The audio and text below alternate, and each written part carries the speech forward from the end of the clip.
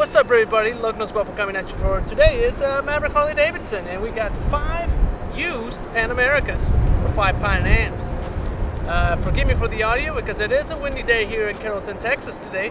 But let's get back to the topic at hand. Panamerica, there's 5 of them sitting right here, all used, all trade-ins, and I do have a jump starter in my hand.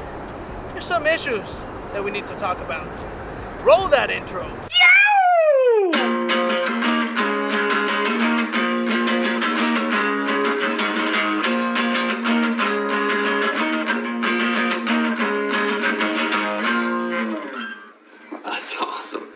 Alright, like I said, I got 5 Panamericas behind me, all used here at Maverick Harley-Davidson, and we've seen a lot of trade-ins of these as of late, and there's probably a real good reason why. But with that said, was the launch of this bike a success or a complete dumpster fire? You suck. Well, there's 2 things that we need to really talk about, and one of those things is electrical issues, motor issues, power plant issues, and of course, what was the last one? Oh yeah, clutch cable issues, out of all things. What is going on? Roll that tape.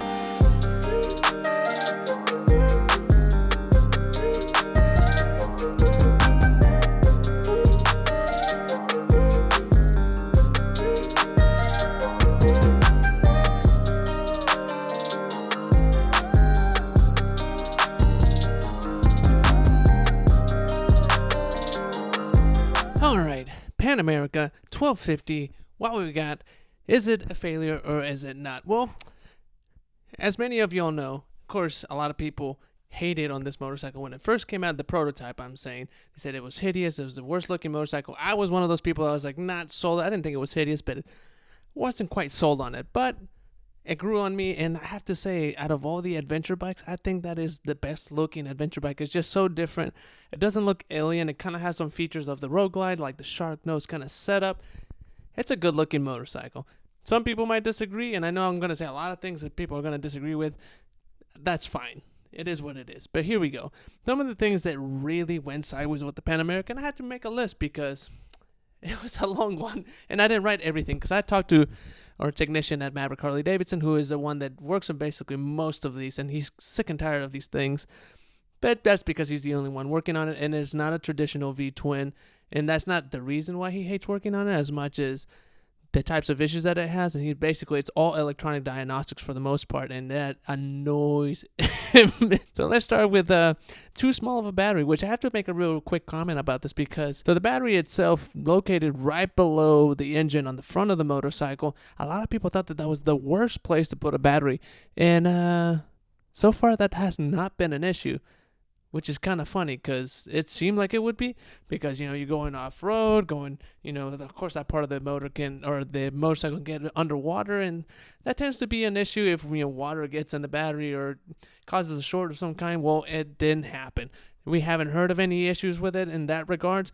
Maybe you've heard of someone. You can let me know in the comments below, but no issues whatsoever. But however, that battery is too small for all the electronics that motorcycle carries.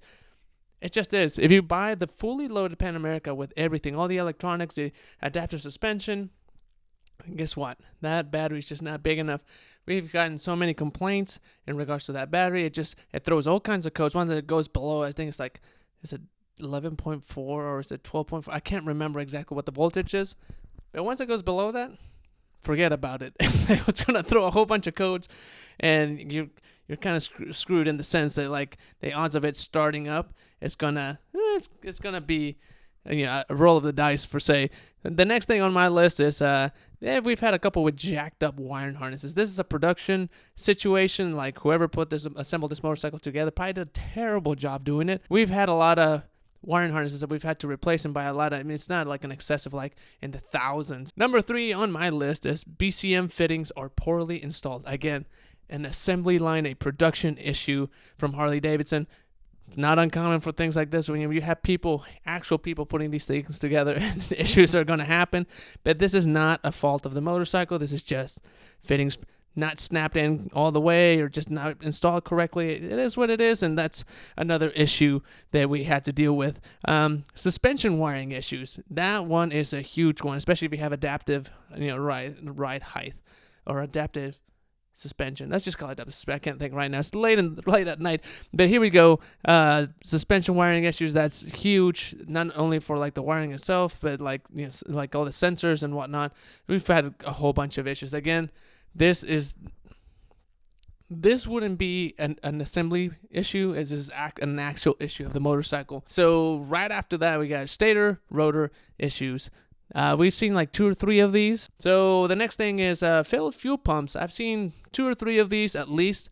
They'll start making a weird noise. If you have Panamerica start making a weird noise, get it checked. Like it's when you fire, before you fire the bike, when you turn that switch on, you hear that fuel pump come on. It starts sounding kind of off. It doesn't sound. I mean, it just sounds weird. Just go ahead and get it checked, because more than likely, your fuel pump is about to go out. So out of all that stuff, all those electricals, the ones that we see the most is the battery's too small. That's an easy fix. You can put a lithium battery and put it on a tender when you get home. It's kind of a dumb solution if you ask me. I know a lot of people are going to feel like, well, what's the point if you're out in the wilderness and then the battery dies, you're kind of stuck. Well, I would take a little jumper box regardless of what adventure bike you're taking, if it's a BMW or Tenere or whatever, just in case. You should always have that in your kit anyways, but that's not an excuse to be like, hey, like this motorcycle should be flawless. I totally get that. And of course, every bike is going to have their issues, but too small of a battery, I would put a lithium battery immediately. A lot of these things, again, very fixable, very doable. Just keep an eye on it. And then again, you have to take into consideration, this is a first of its kind for Harley-Davidson. So they did pretty well considering, but that's not all the issues that we have. So we move on to motor issues.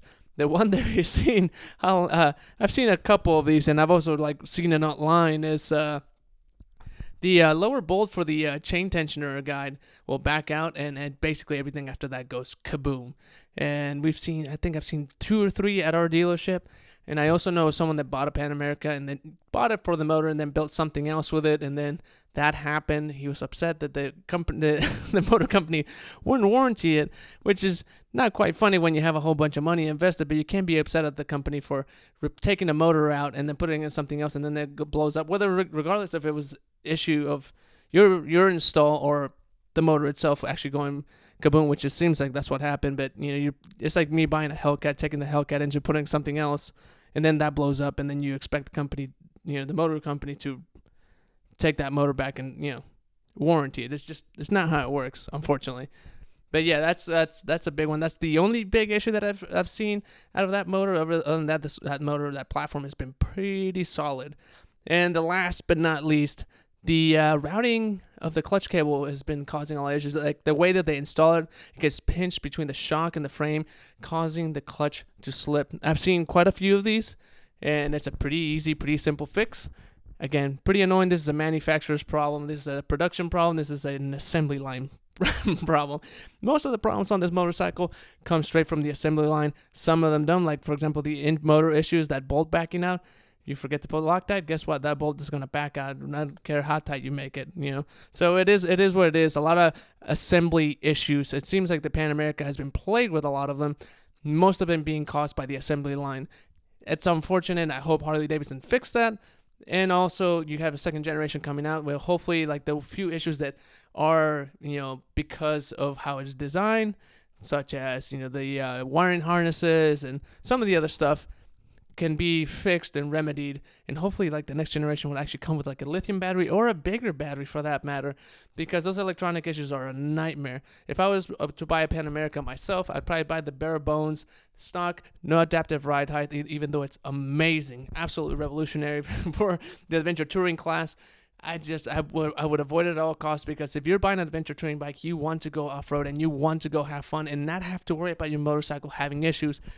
And unfortunately, this bike has had quite a bit of issues. There's a lot of people that are taking these bikes to Alaska and have no issues. And it seems to me that either you get a really good motorcycle, solid, no issues, or if you have one issue, you're going to have multiple issues with it. Hopefully that's not the case. If you bought a Panamerica, it is an exceptional bike. I've went to California and rode one and was amazed by it. I know a lot of BMW owners, they just didn't want to say it, but they end up saying that this bike is incredible. It's not as refined as a BMW, but was this a failure? This is the real question that we have. Was the Panamerica a failure? I don't think so, because it was the first of its kind. Yes, it had a lot of issues, but it's the first generation. All first generation is going to have issues, and most of the issues seem to be part of assembly issues. And second of all, it was the best-selling adventure touring motorcycle in the country. That is a huge success. Now, how we move forward from here, Harley is going to have to really step up and really fix those assembly line issues, because if they can't get past these issues that are caused by the people on the assembly line, you're going to start losing that core customer base, which basically jumped on board with all their money, sold their BMW, sold their Yamaha Tenere, they sold whatever, or they just added to their fleet to buy this Panamerica, and then had all these issues. You don't want that. You want to fix those problems, because this is a type of customer that's going to stick with you moving forward. So they probably already lost quite a bit. They botched a lot of the things with this motorcycle, but this motorcycle is incredible, absolutely incredible. It is not a failure despite all the issues that it's had. And if you look at all the forums, man, people are just bashing this motorcycle. It is a really fun motorcycle. The platform, that engine is incredible, 150 horsepower. I mean, that's nothing to scoff at. It is very well designed in a lot of aspects, but there are some flaws in it, and that's just how it is. The manufacturer will always do testing on the motorcycles, but how a customer actually rides it is very different at times of how the manufacturer thinks that the customer is going to ride it, and that's always been the case with Harley-Davidson, unfortunately. But here we are. Was it a failure? What do you think? I don't think it was, even though it had a lot of flaws. I think it was a complete success in the sense that it outsold its competition in its first year, and as a platform, it's a very enjoyable, very solid motorcycle, of course, excluding the assembly issues that it's had. So, what do you think? Let me know in the comments below, and until I see you next time, get on your Harley or on two wheels and get some wind therapy. Later.